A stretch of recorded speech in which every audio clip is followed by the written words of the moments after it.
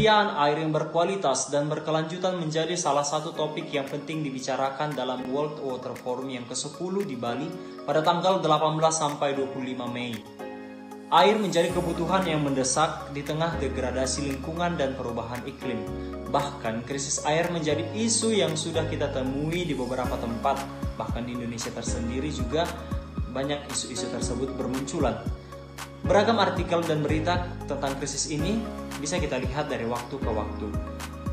Hal ini merupakan masalah kita dan perlu ditindaklanjuti secara bersama. Namun sebelumnya, kita perlu mengetahui sebenarnya air itu dan fungsinya kepada tubuh kita itu apa. Dan mengapa membicarakan kebutuhan air pada saat ini semakin mendesak untuk kita dalami bersama. Begini sobat, air sangat penting bagi perkembangan hidup kita manusia dan sesama makhluk hidup di bumi. 75% tubuh kita terdiri dari air. Setiap kita berolahraga, buang air dan beraktivitas, tubuh kita mengeluarkan air dan harus diisi lagi supaya tidak mengalami dehidrasi. Maka setiap hari kita membutuhkan sampai 2,5 liter air atau 8 gelas air untuk tubuh kita. Bumi kita juga sebagian besarnya terdiri dari air dan mengalami suatu siklus di mana air itu akan menguap, membentuk awan dan akhirnya menjadi hujan yang turun ke bumi kembali. Menurut pembagiannya tersendiri juga, 97% dari keseluruhan air itu berupa air asin dan hanya 3% saja yang merupakan air tawar.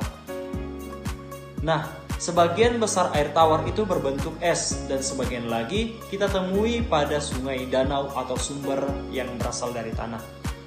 Saat ini jumlah air bersih yang dapat kita konsumsi semakin berkurang akibat polusi, baik karena limbah pabrik maupun limbah rumah tangga yang paling besar dalam peranan polusi tersebut. Maka kemendesakan dunia saat ini pada kebutuhan air bersih menjadi isu penting bagi kita. Pantas saja kawan-kawan, Presiden Joko Widodo dalam sambutannya di halaman World Water Forum yang ke-10 menyampaikan upaya untuk bekerja sama dalam pengelolaan sumber daya air yang efisien dan terpadu, sehingga dapat dimanfaatkan bagi kesejahteraan umum. Kita juga bisa mengambil peranan dalam proses kerjasama dengan menjaga ketersediaan air bersih, keberlangsungannya, dan mengurangi polusi air di sekitar kita. Ingat ya sobat, kebutuhan air yang tidak terpenuhi dalam diri kita bisa berakibat buruk bagi diri kita dan juga di sekitar kita.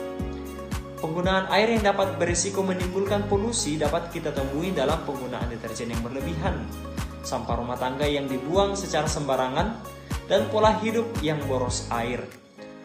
Untuk itu, mari sobat-sobat GPIC, dalam Pekan Laudato Si ini kita diingatkan kembali untuk dapat mengelola air di rumah tangga dengan lebih baik dan tidak memboros. Untuk itu, para saudara, mari kita memperhatikan pola hidup yang lebih bersaudara dengan alam ciptaan, secara khusus air. Mari hemat air untuk menjaga keberlangsungan ketersediaan air di lingkungan kita. Salah satunya adalah dengan menerapkan hidup yang hemat air. Kita mencuci pakaian sekaligus agar penggunaan air lebih efisien dan tidak boros. Saat mencuci tangan, mematikan keran air ketika sedang memakai sabun. Tidak meninggalkan keran yang menetes, menyiram tanaman secukupnya, ataupun mencuci piring dan peralatan serta mandi dengan air yang secukupnya. Tidak membuang sampah ke sumber air atau parit. Memperhatikan kebersihan lingkungan dan keasriannya.